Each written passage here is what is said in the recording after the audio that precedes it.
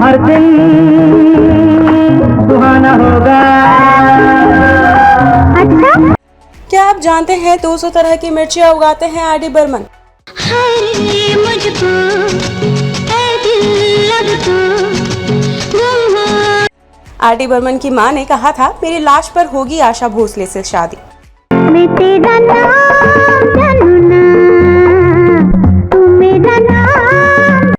और bank locker का अनसुलझा रहस्य। नदिया से दरिया, दरिया से सागर, किसने और क्यों नाम दिया पंचम दा?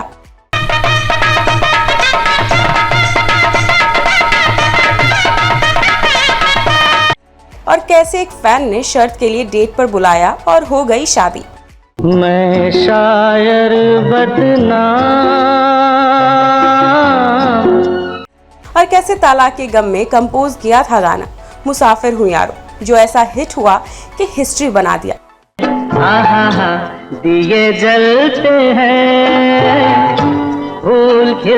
कहानी उस लॉकर की भी जिसमें पड़ा था 5 रुपए का नोट, आज भी है रहस्य। तो ऐसे कई रहस्य जो आर डी बर्मन से जुड़े हैं को जानने के लिए बने रहिए स्टोरी के अंत तक। तो दोस्तों, इस वीडियो को पूरा देखें और कमेंट करके अपना सुझाव अवश्य दें।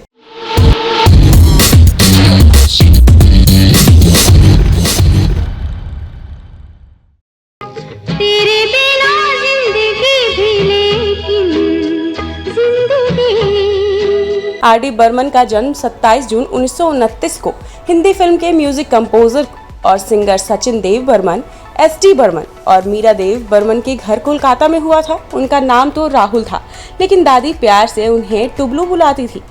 बचपन से जब भी रोते थे तो उनके रोने पर 5 सुर निकलते थे। वहीं जब एक बार एस डी बर्मन के घर पहुंचे अशोक कुमार ने उन्हें रियाज पर प का बार बार इस्तेमाल करते हुए सुना तो उनका नाम पंचम रख दिया। जब R D Burman Hindi cinema में आए तो उन्हें पंचम दा नाम से ही पहचाना गया। हिंदुस्तानी क्लासिकल संगीत के मुताबिक पंचम 5वीं स्केल में गाना को कहा जाता है। दीवाना लेके आया है दिल का तरा। आर डी बर्मन भारतीय संगीत को जिसने अपने हुनर से तराशा और अपनी धुनों से हिंदी सिनेमा को हुस्न बख्शा। धुनों के सरताज राहुल देव बर्मन का एक नाम और भी था, पंचम, यानी सरगम का 5वां सुर। हिंदी सिनेमा संगीत में उनके योगदान पर डालते हैं एक नज़र। ये वो दौर था जब देश को आज़ादी मिले 1.5 दशक ही बीते थे। भारतीय सिनेमा अपने पैरों पर खड़े होने की कोशिश कर रहा था। राज कपूर, दिलीप कपूर, देवानंद जैसे दिग्गज कलाकार अपनी अदाकारी से हिंदी सिनेमा को कई नई बुलंदियों पर ले जाने का प्रयास कर रहे थे। जहाँ तेरी ये नजर है मेरी जान, मुझे खबर है, जहाँ तेरी ये नजर है मेरी जान। हिंदी सिनेमा में संगीत की भूमिका को ये सभी लोग जान चुके थे, इसलिए एक्टर के बाद सबसे अधिक डिमांड म्यूजिक डायरेक्टर की ही थी। इस दौर में फिल्मी संगीत को 2 अलग अलग भागों में बांटा हुआ था। एक हिस्सा वो जो शास्त्रीय संगीत से बेहद प्रभावित था। Naushad, Khayyam, S D Burman, OP Nayyar, Madan Mohan, Hemant Kumar, C Ramchandra, Roshan, Vasant Desai आदि ऐसे संगीतकार थे जो भारतीय शास्त्रीय संगीत के साथ नए प्रयोग कर रहे थे। दिए जलते हैं, फूल खिलते हैं। उस जमाने में इनका संगीत लोकप्रिय तो था, लेकिन आम नहीं था। वहीं दूसरी तरफ शंकर जयकिशन, कल्याण जी आनंद जी, लक्ष्मीकांत प्यारेलाल, सी रामचंद्र आदि ऐसे संगीतकार थे जो विशुद्ध शास्त्रीय संगीत से इतर संगीत बना रहे थे। 50-60 के दशक में सी रामचंद्र हिंदी सिनेमा के पहले संगीतकार थे जो अपनी धुनों में वेस्टर्न म्यूजिकल इंस्ट्रूमेंट्स का प्रयोग कर लोगों को सुना रहे थे। ये वही दौर था जब गोवा से आए म्यूजिक अरेंजर हिंदी सिनेमा संगीत पर छाए थे। जाने जहां रूठा ना करो। इस दौर में स्ट्रिंग इंस्ट्रूमेंट्स का जमकर प्रयोग हो रहा था, लेकिन 70 के दशक तक आते आते हिंदी सिनेमा संगीत में बड़े बदलाव की आहट होने लगी थी। पंचम ने इसी बदलते दौर की इबदता में अपनी आमद दर्ज कराई थी। इसके बाद जो कारनामे पंचम ने किए उन्हें हिंदुस्तान ही नहीं पूरी दुनिया वाकिफ है। जिद ऐसी कि पिता की बात भी ना सुनते। उस्ताद अली अकबर खां, पंडित समता प्रसाद और सलील चौधरी से संगीत की शिक्षा लेने के बाद आर डी बर्मन ने अपने पिता को असिस्ट करना शुरू कर दिया था। कई बार काम की वजह से दोनों में अनबन हो जाती थी। आर.डी. बर्मन की जिद की वजह से कई बार बर्मन दा स्टूडियो से नाराज होकर चले जाते थे, लेकिन आखिर में बेटे की बात उन्हें माननी ही पड़ती थी। जब हम जवां होंगे जाने कहाँ होंगे। पंचम दा बचपन से ही धुनें बनाने लगे थे। बेटे के इस हुनर की जानकारी पिता को तब लगी जब पंचम स्कूल में बेहद कम नंबर लेकर के आए थे। इस घटना से घर में सन्नाटा पसर गया। पिता सचिन देव बर्मन को जानकारी हुई तो मुंबई से फौरन कोलकाता आ गए। पंचम का रिपोर्ट कार्ड देखकर पूछा, आखिर करना क्या चाहते हो? पंचम ने कहा, संगीतकार बनना चाहते हैं, वो भी आपसे भी बड़ा। पिता ने पूछा, ये काम इतना आसान नहीं है। फिर उन्होंने कहा, कोई धुन बनाई है? इसके प्रश्न के उत्तर में पंचम ने एक नहीं पूरी 9 धुनें पिता के हाथों में थमा दी। गई यारो मेरे जीवन की हर शाम। आइए जानते हैं कैसे मिली थी पहली फिल्म। सबसे पहले 1958 में गुरुदत्त ने आर.डी. बर्मन को फिल्म राज में म्यूजिक कंपोज करने का मौका दिया, लेकिन ये फिल्म कभी बन ही नहीं सकी। इसके बाद उन्होंने 1961 की फिल्म 16 साल से बतौर म्यूजिक डायरेक्टर करियर की शुरुआत की थी। दरअसल महमूद इस फिल्म में एस.डी. बर्मन से गाने कंपोज करवाना चाहते थे। जब इस सिलसिले में वो उनके घर पहुंचे तो एस.डी. बर्मन ने ये फिल्म करने से इनकार कर दिया। अब के सावन में जी डरे, रिम झिम तन पे पानी गिरे। इसी समय महमूद की नजर पास के कमरे में तबला बजाते हुए आर.डी. बर्मन पर पड़ गई। फिर क्या था, महबूब ने इस फिल्म के गाने कंपोज करने की जिम्मेदारी आर.डी. बर्मन को दी थी। आर.डी. बर्मन की कंपोजिशन की पहली हिट फिल्म तीसरी मंजिल 1966 में थी। इस फिल्म के गाने आजा आजा मैं हूँ प्यार तेरा और ओ हसीना जुल्फों वाली जबरदस्त हिट रहे। आगे उन्होंने बहारों के सपने, यादों की बारात, पड़ोसन, ज्वेल थे और प्रेम पुजारी जैसी फिल्मों के लिए म्यूजिक कंपोज किया। वो रात बुझा दो, मेरा वो समा लौटा दो। बेटे पंचम से बिना कुछ कहे पिता एस.डी. बर्मन मुंबई लौट आए। कुछ दिनों बाद कोलकाता के एक सिनेमा घर में फिल्म फंटुश लगी, जिसके एक गाने ए मेरी टोपी पलट के आ में पंचम की एक धुन पिता ने इस्तेमाल की थी। सचिन देव बर्मन इस फिल्म के म्यूजिक डायरेक्टर थे। पंचम गाने की धुन सुनकर पिता से बहुत नाराज हुए और पिता से बोले, आपने मेरी धुन चुराई है। इस पर एस.डी. बर्मन ने पंचम से कहा, नाराज ना हो पंचम, मैं तो ये देखना चाहता था कि क्या लोगों को तुम्हारी धुन पसंद आती है कि नहीं। तो इससे 9 वर्ष की उम्र में ही उनकी पहली कंपोजिशन चोरी भी हुए और हिट भी हुए। अखियों में छोटे छोटे सपने सजाएंगे। ये भी काफी चौंकाने वाली बात है कि एक फैन ने शर्त के लिए डेट पर बुलाया और हो गई शादी। हिंदी सिनेमा में अपने हुनर के बलबूते कामयाबी की सीढ़ियां चढ़ रहे आर.डी. बर्मन ने 1966 में रीता पटेल से पहली शादी की थी। दरअसल दोनों का रिश्ता एक मामूली शर्त से शुरू हुआ था। रीता पटेल उनकी बहुत बड़ी फैन थी। एक दिन उन्होंने अपने दोस्तों से शर्त लगाई कि देखना, मैं एक दिन आर.डी. बर्मन के साथ डेट पर जाकर दिखाऊंगी। शर्त के अनुसार रीता ने एक दिन मौका पाते ही उनसे डेट का पूछ लिया और वो भी मान गए। एक शर्त से शुरू हुआ किस्सा 1966 में शादी में बदल गया। दो लफ्जों की है दिल की कहानी। शादी के 5 साल बाद 1971 में आर.डी. बर्मन और रीता का तलाक हो गया। ये दोनों का मिला जुला फैसला था। जिस दिन आर.डी. बर्मन का तलाक हुआ उस दिन वो घर न जाकर एक होटल के कमरे में ठहर गए, जहां अकेलेपन में उन्होंने अपना दर्द समेटकर एक गाना लिख दिया। वो गाना था मुसाफिर हूँ यार, न घर है न ठिकाना, मुझे चलते जाना है।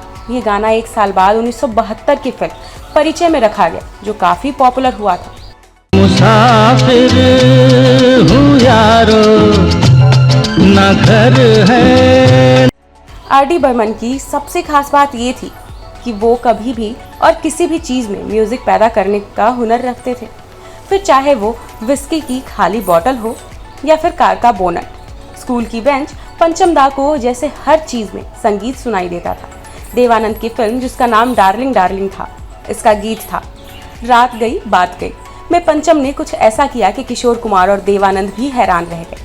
पंचम दा ने अपने साथी मारुति राव कीर की पीठ में ही म्यूजिक पैदा कर दिया। पंचम ने मारुति राव कीर से कहा कि अपनी शर्ट उतारो।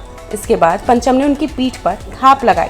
इससे वो आवाज निकली। इससे जो आवाज निकली उसे पंचम ने धुन के तौर पर इस गाने में प्रयोग किया। नटखट है रे कृष्ण कन्हैया। आर डी बर्मन ने एक जब बैकग्राउंड म्यूजिक में कदम रखा तो हिंदी फिल्म के बैकग्राउंड म्यूजिक की दिशा और दशा ही बदल दी। फिल्म शोले की थीम म्यूजिक के साथ बैकग्राउंड म्यूजिक की आज भी चर्चा होती है। फिल्म में डाकुओं के आने पर तबले की धुन का जिस ढंग से प्रयोग किया गया वह किसी कमाल से कम नहीं है। शोले की थीम म्यूजिक में पंचम ने ट्रम्पेट स्ट्रिंग इंस्ट्रूमेंट के साथ भारतीय म्यूजिकल इंस्ट्रूमेंट का शानदार प्रयोग किया है। खास बात यह है कि इस फिल्म का थीम पहली बार 6 ट्रैक साउंड में रिकॉर्ड किया गया था। जहाँ तेरी ये नजर है मेरी जान मुझे खबर है, जहाँ तेरी ये नजर है मेरी जान। पंचम के जीवन में एक पल ऐसा भी आया जिसे वे कभी नहीं भूल पाए और इसे याद करते हुए फक्र महसूस करते थे। पंचम के पिता एस डी बर्मन यानी सचिन देव बर्मन, जो खुद भी एक बड़े संगीतकार थे। फिल्म जगत में इनका बहुत बड़ा आदर और सम्मान था। वे मुंबई के जुहू में एक पार्क में सुबह के समय अक्सर टहलने जाया करते थे। एक दिन वे सुबह टहल कर घर आए और पंचम से बोले, पंचम आज मैं बहुत खुश हूँ। पंचम हैरत में पड़ गए कि पिताजी ये क्या कह रहे हैं। वैसे तो रोज सुबह उठकर ताने देते हैं कि देर तक सोता है, मोटा हो रहा है, आज अचानक पिताजी को क्या हो गया। एस डी बर्मन ने कहा, पंचम जब मैं पार्क में टहलने जाता हूँ तो लोग अक्सर कहते हैं कि देखो एस डी बर्मन जा रहा है, लेकिन आज तो कमाल ही हो गया। लोग कह रहे थे कि देखो आर डी बर्मन के पिता जा रहे हैं। इस लम्हे को पंचम अपने जीवन के सबसे अच्छे पलों में से एक मानते थे।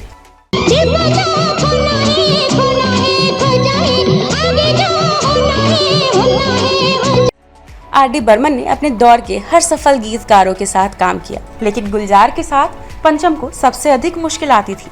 बावजूद इसके दोनों ने मिलकर शानदार गाने बनाए। फिल्म आंधी के गीत लेकर जब गुलजार पंचम के पास पहुंचे तो वे गानों को देखकर परेशान हो गए। पंचम ने गुलजार से कहा, कल तुम किसी अंग्रेजी अखबार की हेडिंग को लेकर आ जाओगे और कहोगे कि इस पर धुन बना दो। रहना बीती जाए शाम। पंचम को गुलजार के गीतों को लेकर मानना था कि गुलजार के गानों का मीटर अलग होता है। बावजूद इसके पंचम ने तेरे बिना जिंदगी से कोई शिकवा नहीं जैसे सदाबहार गीत बनाए। पिता के नाम से सुनाए करते थे अपने गानों की धुन से भी एक रहस्य है। आशा भोसले ने बीबीसी को दिए एक इंटरव्यू में आर डी बर्मन से जुड़ा मजेदार किस्सा सुनाया। चुरा लिया है तुमने जो दिल को। उन्होंने बताया कि पिता एस डी बर्मन के बीमार पड़ने के बाद लोगों ने आर डी बर्मन को काम देना लगभग बंद कर दिया था। जब भी वो किसी के पास काम मांगने जाते तो हर कोई बस यही कहता था कि यार पंचम, तुम्हारी धुनों में वो बात नहीं है जो तुम्हारे पिता की धुनों में हुआ करती थी। प्यार तेरा यही था सनम, हाय अल्लाह इकरार तेरा यही था सनम, ला ला ला। एक बार जब आर डी बर्मन अपनी पत्नी आशा के साथ शक्ति सामंत के पास पहुंचे तो उन्हें फिर यही जवाब मिला कि कुछ नया सुनाओ जैसा तुम्हारे पिता सुनाया करते थे। ये सुनकर आर डी बर्मन ने पत्नी आशा के कानों में धीरे से कहा, अब तुम मजे देखना। ये कहते ही आर डी बर्मन ने शक्ति सामंत से कहा, मेरे पिताजी ने एक धुन बनाई थी जो आज तक कहीं इस्तेमाल नहीं हुई, क्या वो धुन आपको सुनाऊं? चालाकी से आर डी बर्मन ने पिता के नाम से अपनी ही एक धुन सुना दी। वो धुन सुनकर शक्ति सावंत ने तारीफों में कसीदे पढ़ दिए और कहा, मैं कहता हूँ ना, तुम्हारे पिता की बात ही कुछ और है। रंग ये तेरा जिसने सजाया वो। एक तरफ आर डी बर्मन की शादी टूट चुकी थी, वहीं दूसरी तरफ उस जमाने की मशहूर सिंगर आशा भोसले उनके सेक्रेटरी गणपत राव भोसले से अलग होकर 3 बच्चों की जिम्मेदारियां अकेले उठा रही थी। नाकाम शादियों के गम में डूबे आर डी बर्मन और आशा भोसले को एक दूजे में हमदर्द मिल गया। दुनिया में दोस्त मिलते हैं, दिए जलते हैं। दोनों की वैसे तो पहली मुलाकात 1956 में फिल्म तीसरी मंजिल के गाने के लिए हुई थी। लगातार साथ काम करते हुए दोनों एक दूसरे को चाहने लगे और एक दिन मौका पाते ही आर डी बर्मन ने आशा के सामने शादी का प्रस्ताव रख दिया। शराब और सिगरेट की लत से बर्बाद हुआ करियर। जी हाँ दोस्तों, चंद सालों बाद आर डी बर्मन की शराब और सिगरेट की लत से परेशान होकर आशा भोसले ने उनका घर छोड़ दिया। आखिरी समय में आर डी बर्मन की आर्थिक स्थिति बेहद खराब थी। एक समय ऐसा भी रहा जब उन्हें काम मिलना बंद हो गया। सालों बाद विधु विनोद चोपड़ा ने आर डी बर्मन की मदद करते हुए उन्हें अपनी फिल्म 1942 से लव स्टोरी में म्यूजिक कंपोज करने का मौका दिया। फिल्म के लगभग सभी गाने सुपरहिट रहे, लेकिन अफसोस कि ये कामयाबी देखने के लिए आर डी बर्मन नहीं रहे। 4 जनवरी 1994 को आर डी बर्मन 55 साल की उम्र में गुजर गए और फिल्म 15 अप्रैल 1994 को रिलीज हुई। मौत के बाद आर डी बर्मन को इस फिल्म के लिए बेस्ट म्यूजिक डायरेक्टर का फिल्म फेयर अवार्ड भी मिला था। जागे सारी रहना तेरे मेरे नैना। वो लॉकर जिसमें पड़ा 5 रुपए का नोट आज भी है रहस्य। जी हाँ दोस्तों, आर डी बर्मन की मौत के कुछ समय बाद आशा भोसले को पता चला कि उन्होंने सेंट्रल बैंक ऑफ इंडिया में बैंक में एक लॉकर ले रखा है। इस लॉकर में आर डी बर्मन जीते जी हजारों रुपए का किराया दिया करते थे। कागजातों के अनुसार आर डी बर्मन की मौत के बाद इस लॉकर के हकदार उनके सेक्रेटरी भरत अशर होते। जब भरत से इस बारे में पूछा गया तो उन्हें इसकी कोई जानकारी नहीं थी। आशा ने अब पूरा घर खंगाला, लेकिन उन्हें भी इसकी चाबी नहीं मिली। ये हाई प्रोफाइल केस था जो हर कोई एक्टिव होकर इसमें लगा हुआ था। पुलिस ने लॉकर सील करवा दिया और जांच शुरू कर दी। आशा भोसले को भरोसा था कि लॉकर में आर डी बर्मन की प्रॉपर्टी के जरूरी पेपर्स, गहने और हीरे की खानदानी अंगूठी मिलेगी। बैंक ने बताया कि आर डी बर्मन हर महीने लॉकर का किराया तो देते थे, लेकिन उन्होंने कभी इसे खोला नहीं। आखिरकार 3 मई 1994 को उनका लॉकर खोलने का आदेश जारी हुआ। हर किसी की नज़र उनके उस लॉकर पर थी। पुलिस, बैंक मैनेजर, आशा मौके पर मौजूद थे। आखिरकार लॉकर नंबर SBD को चाबी नंबर 1035 से खोला गया। जैसे ही वो लॉकर खुला तो हर कोई हैरान रह गया। उस बड़े से लॉकर में चारों तरफ टॉर्च घुमाया, लेकिन उसमें था सिर्फ 5 रुपए का नोट। हर कोई हैरान था कि इस लॉकर के हजारों रुपए किराए में जाते हैं, उसमें कीमती सामान के नाम पर सिर्फ 5 रुपए क्यों हैं? पूरे लॉकर में ये एक ही नोट क्यों था? ये पंचम दा को किसने दिया? इस लॉकर का नॉमिनी उनका सेक्रेटरी ही क्यों था? ऐसे कई सवाल हैं जिनका आज भी कोई जवाब नहीं मिला। ये 5 रुपए का नोट आज भी रहस्य है।